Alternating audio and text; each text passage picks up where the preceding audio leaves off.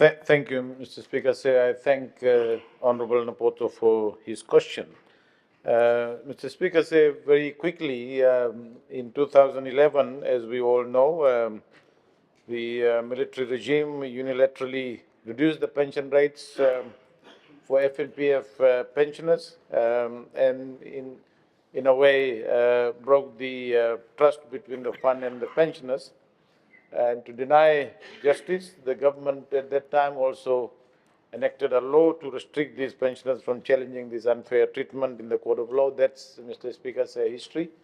When we came into government, we responded for a quick temporary solution by allowing affected pensioners to access government social pension of $125 if they were above the age of 70, or $115 if they were between 60 to 69 years. Mr. Speaker says the honourable members would recall that in the last budget or the recent budget, we brought some kind of permanent closure to this gross injustice.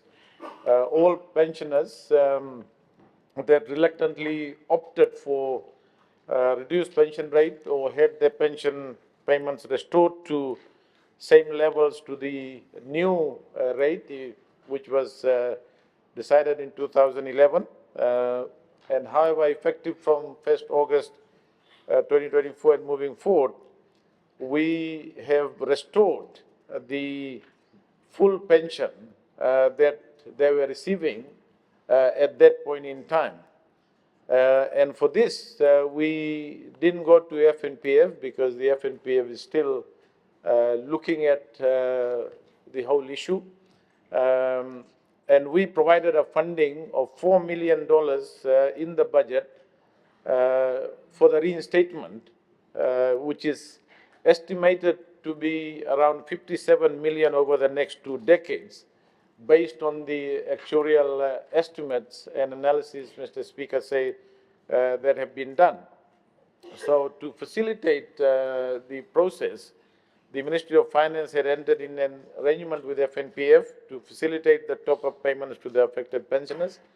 And so far, from 1st August 2024, government has disbursed around 1.3 million to 1,300 pensioners from August to November 2024.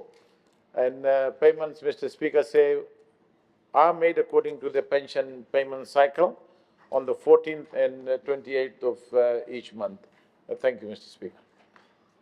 Thank you, Honorable Biman Prasad, Deputy Prime Minister.